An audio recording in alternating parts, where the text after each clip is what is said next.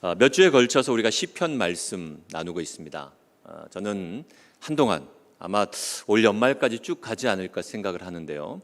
성문서에 있는 말씀들을 중심으로 나누려고 합니다. 그런데 여러분, 성문서 가운데도 가장 긴 책이 시편입니다.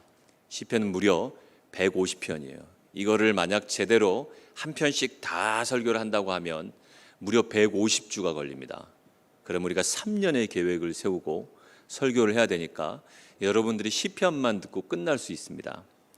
제가 그렇게 할 수 없잖아요. 그래서 다 할 수는 없어서 시편 가운데서도 총 5권 중에 제1권, 그 제1권 중에서도 1편은 제가 예전에 한번 여러분들에게 설교를 한 적이 있어서 시작 부분, 도입 부분이고 첫 번째 단락이 3편부터 14편입니다.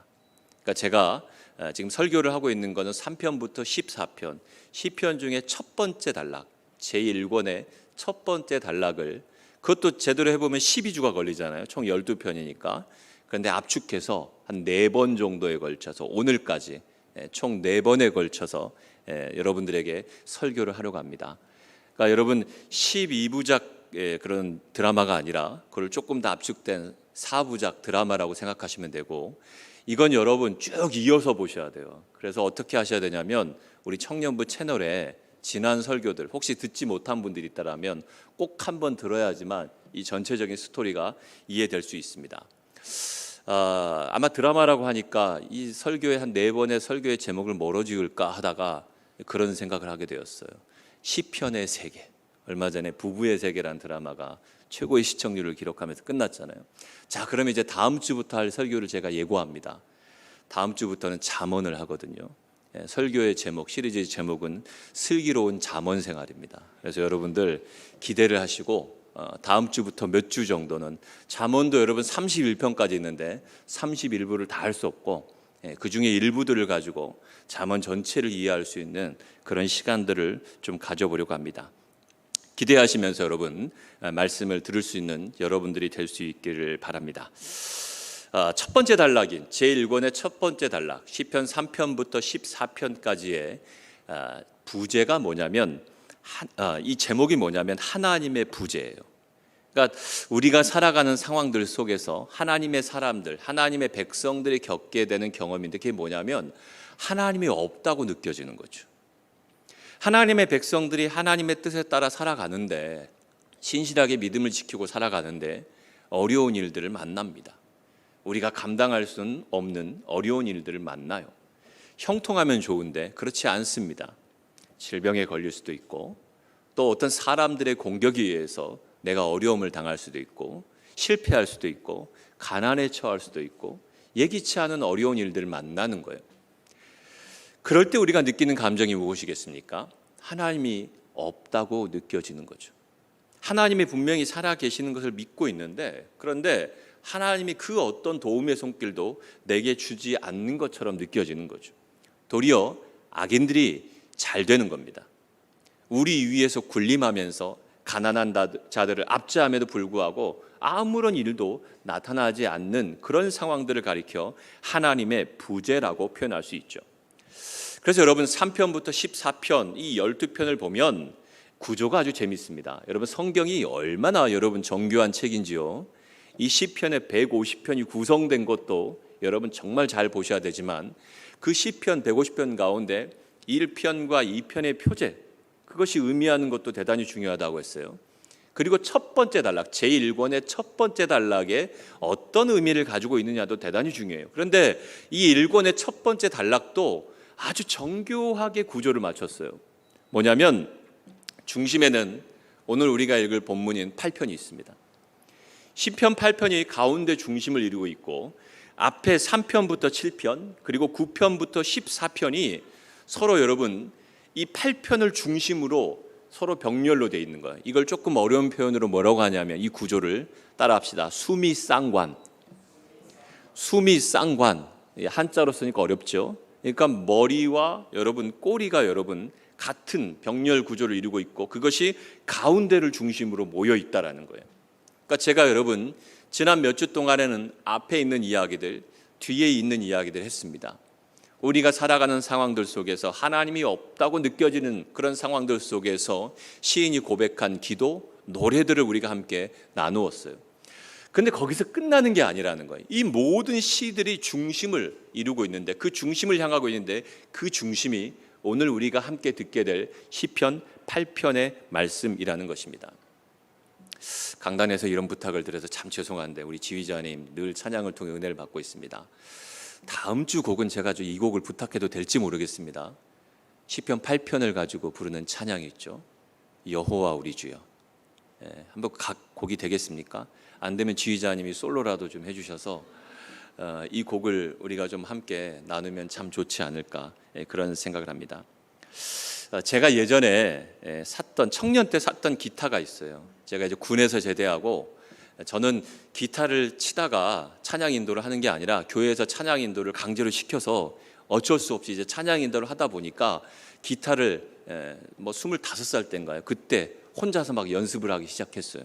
안 되는 막 코드 막 쥐어가면서. 그렇게 선생님도 없었습니다. 아마 그때 제가 우리 사빈 형제를 만났었으면 지금은 유명한 기타리스트가 될 수도 있었을 텐데, 가르쳐준 사람 없이 독학으로 기타를 공부했어요. 그렇게 하다가 이제 이 청년 대학생 때니까 기타를 하나 장만했습니다.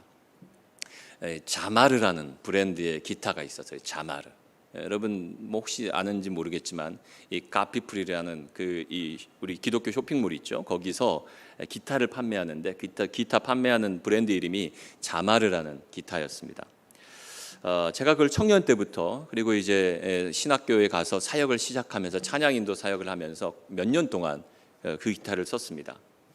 그리고 청년들과 함께 태국 선교지에 갔어요. 근데 갑자기 뭔가 선교지에 내 기타를 기증하고 싶은 마음이 생기는 거예요. 그래서 태국 선교지에 가서 선교사님께 이 선교지에 기타가 필요할 것 같아서 기증한다. 근데 한쪽의 마음에는 하나님이 이렇게 내 마음을, 정성을 보시고 돌아가면 또 좋은 기타를 주시지 않을까 생각을 기대했는데 15년이 지나도록 기타 없이 지내고 있습니다. 이 히브리어 자마르라는 이 단어는 원래 의미는 찬양하다라는 의미입니다. 찬양하다. 그런데 이 단어가 어디서 등장하냐면 우리가 읽은 본문 바로 앞에 시편 7편 17절에 등장해요. 한번 읽어볼까요? 시편 7편 17절 바로 앞절이죠. 한번 같이 읽어보겠습니다. 내가 여호와께 그의 의를 따라 감사하며 지존하신 여호와의 이름을 찬양하리로다. 여기 우리말로 찬양하리로다인데 여기 단어가 뭐라고요? 히브리어 자마르예요. 자마르. 찬양하다. 여기 지금 처음 시편에서 등장을 하고 있어요. 그러면 여러분 시편 8편은 찬양을 하다, 지존하신 여호와 이름을 찬양한다라는 그 이야기들을 그대로 이어받아서 오는 노래예요. 그래서 바로 뭐라고 시작합니까? 여호와 우리 주여 주의 이름이 온 땅에 어찌 그리 아름다운지요. 스토리를 간략하게 이야기하면 이렇습니다. 여러 가지 어려운 일들의 상황을 만나서 하나님이 없다고 느껴지면서 이 시인이 탄식합니다. 아침에도 막 울고 저녁에도 울고 밤새도록 침상에서 불면증에 빠질 정도로 그렇게 힘들어서 울고, 그런 가운데 또 자기 주변에 가난한 사람들이 압제당하는 것을 바라보면서 울면서 얼마나 힘들었겠습니까? 그런데 그 상황들 속에서 기도하며 주님 앞에 나아가는 거예요. 그리고 그 모든 상황들 3편부터 7편까지 쭉 이어져 오다가 마지막 17절 그 앞부분에서 마지막이 뭐라고 끝납니까? 내가 여호와께 그의 의를 따라, 하나님의 의를 따라 감사하며 지존하신 여호와의 이름을 찬양하리로다 라는 이야기로 끝나고 나서 어떻게 찬양하는지가 바로 시편 8편에 담겨 있는 거죠. 여호와 우리 주여 주의 이름이 온 땅에 어찌 그리 아름다운지요. 우리말로는 주의 이름, 주의 영광, 주의 하늘, 주께서 주의 베풀어 주신 달과 별, 주의 손 이렇게 표현되어 있지만 원문으로 보면 2인칭으로 표현되어 있습니다. 그러니까 하나님 당신의 이름, 하나님 당신의 영광, 당신께서 당신의 하늘을 펴셨다, 당신의 손으로 이렇게 표현되어 있는 것이지만 우리가 2인칭으로 우리말로 그렇게 표현할 때 조금 어감이 그렇잖아요. 그래서 이걸 다 주의라는, 주님의라는 표현으로 다 바꿔놓은 것이죠. 야훼 우리 주여, 우리 하나님과는 달리 여기 야훼 우리 주여라고 시작하잖아요. 보통은 여러분 여호와 우리 하나님, 이렇게 쓰는 것이 보통 다른 성경의 본문들에 쓰여진 표현인데 여긴 독특하게 여호와 우리 주여, 야훼 우리 주여라고 표현을 사용하고 있습니다. 그런데 여러분, 이 표현이 성경, 구약 성경 전체 가운데 어디서만 나오냐면요, 바로 시편, 오늘 우리가 읽은 8편 1절과 그리고 9절, 또 한 군데 더 있어요. 느헤미야 10장 30절, 여기에만 나와요. 다른 데는 이 표현이 없어요. 여호와 우리 주여라는 이 표현이 성경 어디에도 없어요. 그냥 여호와 우리 하나님은 있는데 다른 어디에도 없이 이 시편 8편 1절과 9절, 그리고 느헤미야 10장 30절, 느헤미야는 제가 나중에 설교를 할 겁니다. 성문서 중에 또 하나를 차지하고 있으니까 그때 여러분 또 이 부분들을 다룰 수 있을지는 모르겠지만 한번 그때 여러분 들을 수 있기를 바랍니다. 그리고 여러분, 여호와 우리 주여, 주의 이름이 온 땅에 어찌 그리 아름다운지요. 그래서 우리가 이 표현으로 보니까 뭔가 우리 하나님이 만드신 세계, 자연, 여러분 여행을 가면 대자연의 엄청난 광경들을 보지 않습니까? 그걸 볼 때 자연스럽게 나오는 찬양이 이 찬양이에요. 여호와 우리 주여, 주의 이름이 온 땅에 어찌 그리 아름다운지요. 여러분들이 많은 여행 경험을 가지고 있는지 모르겠습니다. 그래서 자연의 그런 광경 앞에서 이런 노래를 불렀는지 모르겠습니다. 저는 그래도 이렇게 하나님이 기회를 주셔서 여러 군데를 좀 다닐 기회들이 있었습니다. 뭐 아프리카도 가봤었고요. 예전에 나이아가라 하는 폭포도 갔었기도 했고요. 또 여러분, 정말 우리 자연이라는 것에 압도될 만큼의 그런 광경을 보았던 적이 있습니다. 여러분, 그때 말하는 그것이 과연 여호와 우리 주여 어찌 그리 아름다운지요, 이 표현일까요? 그것만이 아니라는 거예요. 여러분, 이 원문 속에 담겨 있는 의미는 우리가 자연 광경을 보면서 하나님 만드신 세계가 너무 아름다우니까 아름답다라는 표현만이 아니라 사실 여기에는요, 얼마나 강력한지, 얼마나 위험이 있는지, 얼마나 힘이 있는지, 이런 의미가 담겨 있어요.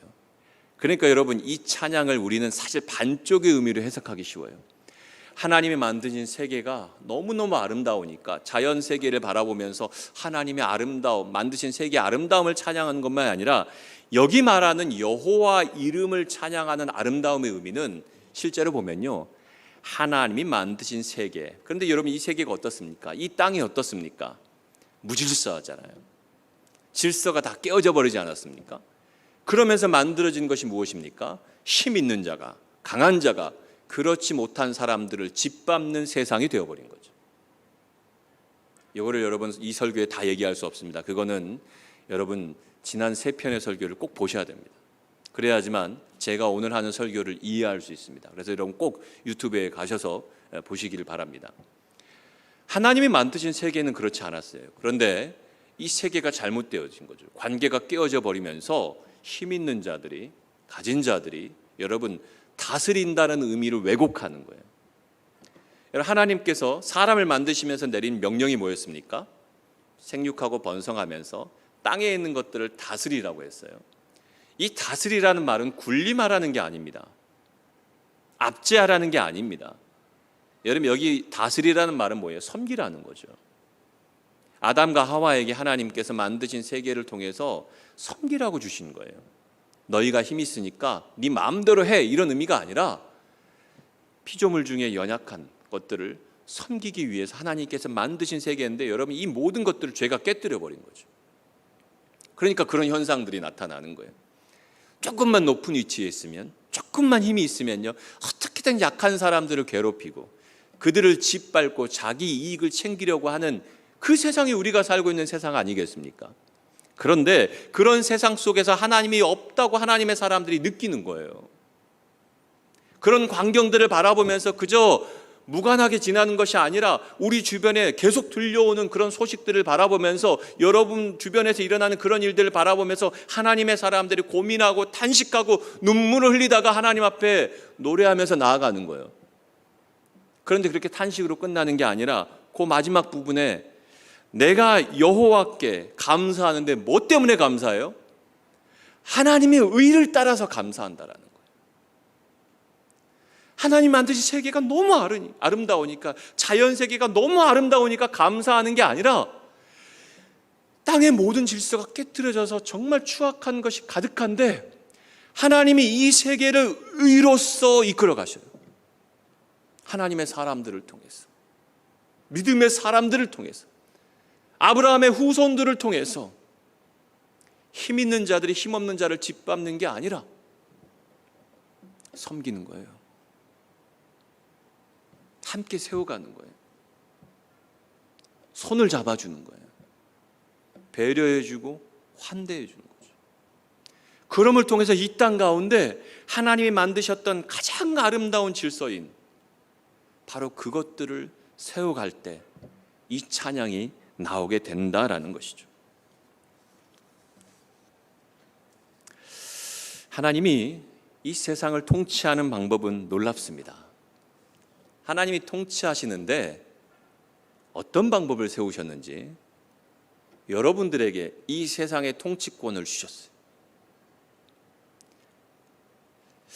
보잘것없고 연약한 것 같은데 바이러스 하나도 이겨낼 수 없는 연약함을 가지고 있는 인간인데 이 인간을 하나님의 형상대로 만드시면서 우리에게 세상을 다스리는 통치권을 주셨어요. 여러분들에게 이 세상을 맡기셨습니다. 그리고 그냥 맡긴 게 아니죠. 여러분들은 어떤 방법으로 이 세상을 다스릴 수 있을까요? 큰 하나님의 의예요. 조금 더 풀어가면 뭐라고요? 정의와 공평, 미슈팟과 제닷카. 하나님이 만드신 세계의 질서에 따라서 세상 사람들은 이 모든 자본주의, 신자유주의 이런 물결들 속에서 힘 있는 사람들이, 돈 있는 사람들이 어떻게든 그렇지 못한 사람들을 짓밟고 올라서려고 하는데, 그런데 하나님의 사람들은 그런 광경을 바라보면서 그냥 무심하게 지나가는 게 아니라 그걸 보면서 탄식하는 거예요. 어떻게 저렇게 힘없는 사람들이 고통을 당할 수 있지? 저렇게 어려움을 당할 수 있지? 그들 때문에 괴로운 거예요. 고민하는 거예요. 하나님 앞에 나아가는 겁니다. 그리고 하나님이 그들 가운데 응답해 주시는데 찬양을 통해 응답해 주셔요. 그리고 결국에 우리 안에 감사가 일어나는데 그 감사는 모든 것이 깨어져 버린 이 세계를 하나님께서 하나님의 의에 따라서 통치해 가시는데 그 통치가 우리를 통해서 나타나는 거죠. 그럴 때 불러지는 찬양이 오늘 시편 8편입니다. 여러분, 이 얼마나 문학적으로 아름답고 얼마나 이것이 여러분 정교한지를 여러분, 이게 성경의 재미예요. 여기 보면 또 영광이라고 번역된 단어도 있어요. 영광. 주의 영광이 하늘을 덮었다. 이 영광이란 말은 여러분 왕권을 상징하는 단어입니다. 그러니까 해와 달과 별, 이게 여러분 뭡니까? 해와 달과 별, 이게 뭐예요? 결국 그 당시의 우주관이에요. 지금처럼 여러분 인공위성이나 이런 로켓을 통해서 지구 밖을 볼 수 있는 세계가 아니잖아요. 그러니까 그 시대의 사람들에게 있어서 우주는 뭡니까? 우리 눈에 보이는 해와 달과 별이에요. 그게 우주예요. 그런데 영광이라는 건 뭐예요? 이 우주의 왕이 누구십니까? 하나님이 만드셨잖아요. 이 우주의 통치권을 누가 가지고 계세요? 하나님이 가지고 계세요. 그것을 선언하는 단어가 뭐예요? 영광이에요. 주의 영광이 하늘을 덮었다라는 것은 힘 있는 자가, 가지는 자가 이 세상을 통치한 것 같이 보이지만 그렇지 않아요. 하나님이 하나님의 사람들을 통해서 다스려 가신. 사람들은 끊임없이 군림하잖아요. 정치라는 이름으로 군림합니다. 경제라는 이름으로 군림합니다. 종교라는 이름으로도 군림합니다. 이게 중세시대 아닙니까? 그런데 하나님의 사람들에게 깨우쳐 주셔요. 하나님의 의가 뭔지를 가르쳐 주셔요. 우리 눈에 보이는 그것을 현실을 바라보면서 그 중에 고민하는 사람들이 나타나요. 탄식하는 사람들이 나타나요. 그리고 그들을 통해서 세계의 질서를 바꾸어 가셔요.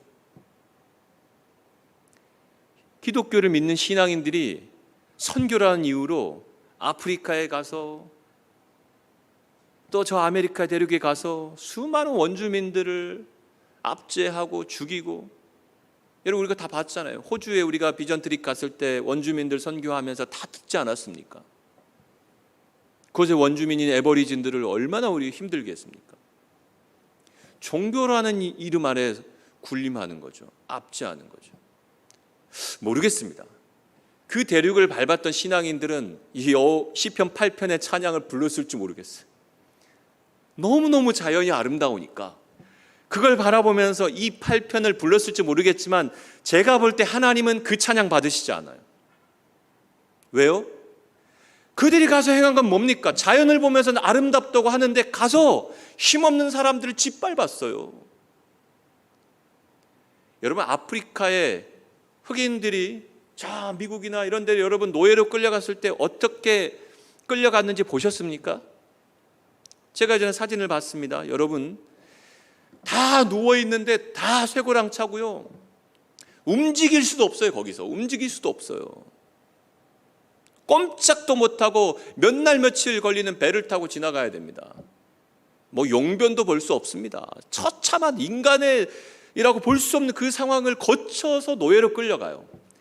그 과정도 비참한데요, 여러분. 끌려가서 여러분 각 가정이나 공장에 가서 여러분 노예로 살았던 삶이 얼마나 비참하겠습니까? 근데 그걸 자행한 사람이 신앙인이라는 거예요. 제가 예전에 유럽에 가서 폴란드의 아우슈비츠 수용소를 갔습니다. 여러분, 이 아우슈비츠 수용소, 폴란드가요 유럽의 한 가운데 있어요.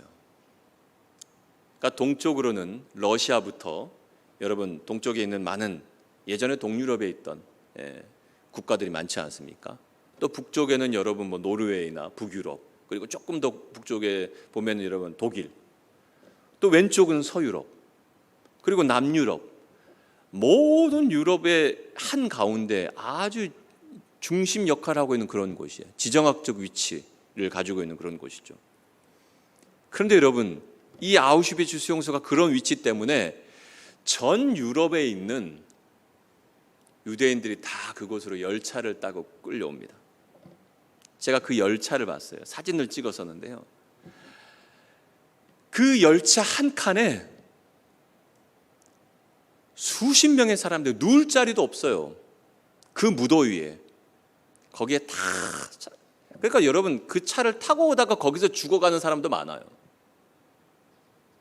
그리고 자 도착했습니다. 도착하면 어떻게 되는지 아십니까? 도착하자마자 자기 있는 모든 것을 다 뺏기고 옷 벗기고 여자와 아이들은 바로 가스실로 들어갑니다. 거기서 죽어가요. 그러니까 가서 노동하고 이런 게 아니라 도착하자마자 모든 걸 다 뺏기고 바로 가스실로 들어가서 죽어가요. 이게 독일의 신앙인들이 했다라는 거예요. 그런데 아름답습니까? 이게 어떻게 아름다워요? 그들이 정복한 세계 자연을 바라보면서 그게 아름답다는 찬양이 나올까요? 하나님이 기뻐 받으신 그런 찬양이 나올까요? 아니죠. 그런데 여러분, 거기서 끝나버리면 하나님이 없다고 우리가 고백할 수밖에 없겠지만 그렇지 않아요. 없는 것 같지만 그 속에서 이 시편의 시인들처럼 탄식하면서 기도하는 사람들이 일어나는 거예요. 비록 소수겠지만 이런 문제를 가지고 고민하고 아침에 울면서 밤에 울면서 침상을 적시며 탄식하며 기도하는 사람들이 하나님 앞에 기도하며 나아가면서 그들의 기도가 자연스럽게 자마르, 지존하신 주님의 이름을 찬양하는 찬양으로 바뀌어지게 되는 것이죠. 하나님의 창조 세계를 묘사하는데요, 야, 이것도 참 재밌어요. 맨 처음에 하늘 위를 얘기합니다. 그 다음에 하늘의 달과 별들을 얘기하고요. 또 그 하늘의 존재보다 조금 못한 존재로 우리 사람을 만드셨어요. 그리고 그 사람의 머리에 뭘 씌우셨어요? 관을 씌우셨고 손에, 그 다음에 마지막으로 발, 위에서부터 아래로 쭉 내려가면서 그 이미지들을 전개하고 있죠. 여러분, 시편 8편의 의미는 그렇게 보셔야지만 이해가 돼요. 앞뒤 다 빼놓고 시편 8편 이것만 가지고 하나님이 만드신 자연이 너무너무 아름답습니다. 여러분, 이걸로는 이 의미가 제대로 해석될 수 없습니다. 그러니까 다음 주에 우리가 찬양을 듣겠지만 제가 볼 때는 그 찬양을 지으신 분은 제가 지금 전하는 말씀에 하나님의 의를 다 이해하지 못했을 수도 있습니다. 모르겠습니다. 정확하게는 제가 모르겠는데, 그러나 그래서 여러분 이 노래는 다시 써줘야 돼요. 만약 이 노래를 누군가가 다시 쓴다라면 사빈 형제가 쓸 수도 있겠죠. 이 노래를 시편 8편 누군가가 다시 쓴다면 이 생각들을 담아야 되죠. 진짜 우리가 어떨 때 찬양이 나올까? 이 시편의 노래가 코로나19 때문에 가난한 사람들이 더 어려워졌어요. 직장에서 부당 해고당합니다.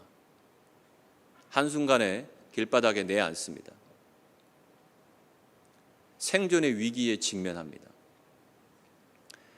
부자들은 큰 어려움을 못 느끼겠는데 가난한 사람들이 밀집해 있는 대도시에 사람들이 살고 있는 가난한 사람들이 밀집해 있는 지역에서 여러분 코로나가 확산이 되는 거죠. 이게 지금 전 세계 뉴스입니다. 좀 보세요. 그런 거 좀 보세요. 지금 어떻게 남미, 인도, 방글라데시 뉴스 좀 보세요.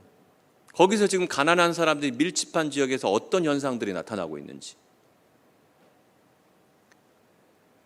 수십만 명씩 확산이 일어나는 거예요. 왜냐하면 조그만 곳에 온 가족이 모여 살고 다 붙어 있잖아요. 그 다음에 어떤 곳은 여러분 세면실이나 모든 이렇게 용변 보는 곳들이 다 어떻습니까? 공중화장실을 쓰니까 급속하게 퍼져가는 거예요. 위생이라는 걸 찾아볼 수 없으니까. 그러니까 여러분 엄청난 확산이 일어나는 겁니다. 정부도 손쓸 수가 없는 그런 상황들이죠. 여러분들은 대한민국에 있으니까 이런 것들을 잘 못 느낄지 모르겠지만 우리도 만약에 50년대, 60년대, 70년대에 만약 코로나19 상황이 왔으면 우리도 똑같았을 겁니다. 창신동은요, 여러분 그때 만약 창신동에 코로나19 같은 전염병이 돌았다 그러면요 온 가정이 여러분 다 그런 상황이 우리의 상황이 될 수 있다라고 생각을 해야 돼요. 제가 욕심이 너무 많은지 사실 이 시편 8편 얘기하기 위해서 앞에 시편 7편도 잠깐 소개를 하고 싶고 시편 9편 뒤에 있는 이야기도 소개하고 싶은데 그러다 보면요 너무 길어질 것 같아요. 최근에 페이스북에 어떤 교수님께서 쓰신 중에 어느 신학교에 설교를 늘 체프를 하는데 거기 앞에 써 있대요. 가장 좋은 설교는 짧은 설교다. 그래서 왜냐하면 설교를 하다가 목사님들이 오셔가지고 신학생들 앞에서 하다 보니까 열정이 생기다 보니까 그 채플이 끝나야지 신학생들이 점심시간이 되거든요. 길게 하시면 점심시간에 영향을 주니까 안 되겠다. 우리 청년들은 밥을 먹고 와서 괜찮을 것 같기도 하지만 그래서 제가 그걸 보면서 짧게 끝내야 되겠다 해서 패스하겠습니다. 시편 9편, 7편, 9편은 다 패스. 뒷부분으로 가겠습니다. 제가 이렇지 않은데 저는 개인적으로 가장 좋아하는 단어는 사람이라는 단어입니다. 사람에 관심이 정말 많습니다. 그리고 사람을 변화시키는 일에 열정을 쏟고 싶고요.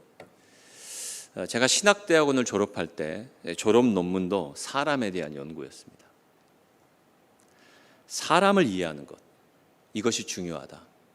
그리고 제가 청년사역 전반기 10년의 사역을 정리하면서 한 문장으로 10년의 사역, 청년사역을 제가 정리하면서 정의 내렸던 게 사람이 교회다였어요. 사람이 교회다.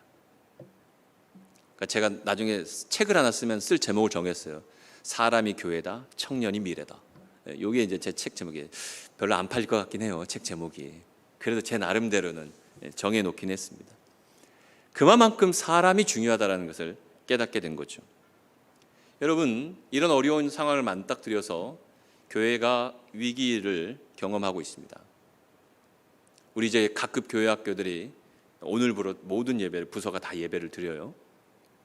고등부부터 시작해서 지난주 중등부, 오늘 유치부, 유년부, 소년부. 고등부는 거의 한 80, 90%가 다 오프라인 예배에 다 왔습니다. 중등부가 한 절반 정도 지난주에, 오늘은 조금 더 왔다 그러더라고요. 소년부가 확 떨어져요. 유년부, 유치부 가니까 아이들이 거의 보이지 않습니다. 3분의 1 정도 왔나요? 그게 현실이에요. 몇 달 만에 예배를 드려도 이렇게 어려운데 이 상황이 언제 끝날지 알 수 없으니까 여러분, 이 상황이 계속 지속되다 보면 요만큼도 유지할 수 있을까라는 그런 걱정들이, 교육 목사로서의 역할도 감당하고 있으니까 계속 저는 이것 때문에 고민합니다. 저는 그것 때문에 막 울부짖어요. 침상을 적시면서 어떻게 하지? 이런 상황들을 어떻게 하지? 그런데 여러분, 희망이 없지는 않습니다. 비록 외형적으로는 어려운 일을 만날 수 있지만 저는 이런 상황들 속에서 이 시편들의 시편 첫 번째 단락에 나오는 그 시인들과 같은 그런 상황들을 바라보면서 하나님이 없다고 느껴지는 그런 상황들 속에서 탄식하며 기도하며 나아가는 사람들이 있다고 믿기 때문입니다. 실제로 우리 청년들 안에 그런 청년이 있는 줄 확신하고 있습니다. 여러분, 바로 그 사람들이 바꿔가는 거예요. 그리고 그런 사람들이 부르는 찬양이 이 세계를 하나님이 만드신 질서대로 진정으로 아름다운, 하나님 만드신 이 여호와 우리 주여, 주의 이름이 온 땅에 어찌 그리 아름다운지요, 주의 영광이 하늘을 덮었나이다, 이 노래가, 이 진정한 노래가 우리에게 들려지게 만들어 갈 것입니다. 그러니까 여러분, 그냥 노래하는 게 아니라 노래의 의미를 알고 노래하는 거예요. 그냥 음악을 하는 게 아니라 그 음악의 의미를 알고 하는 거죠.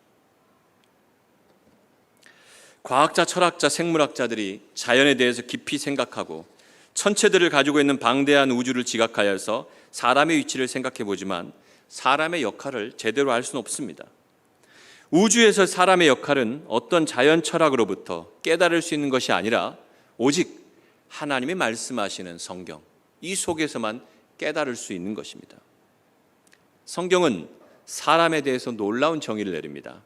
사람이 하나님보다 조금 못한 존재라는 것입니다.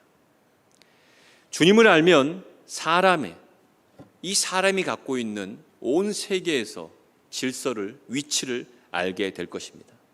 사람은 하나님의 형상대로 창조되었습니다. 어떤 경우에든지 그 형상을 깨뜨리는 것은 하나님께 대한 도전이고요. 하나님은 그런 과정들 속에서 흘리는 압제당하는 자들, 가난한 자들의 모든 울부짖음, 피해 소리를 들으십니다. 그리고 하나님의 사람들, 하나님보다 조금 못하게 만든 하나님의 사람들을 통해서 반드시 이 세계를 하나님이 만드신 의에 따른 질서, 가장 아름다운 질서의 세계로 바꿔가십니다. 그리고 그럴 때 바로 이 시편 8편의 찬양이 불려지게 되는 것이죠. 그리고 이 땅에 오셔서 가장 먼저 그 노래를 부르셨던 분이 누구십니까? 저는 단연코 우리 예수님이라고 확신합니다. 하나님의 아들이신 예수께서 충분히 군림하실 수 있었잖아요. 사람들이 메시아라고 다윗의 자손 예수야 하면서 떠받들었습니다.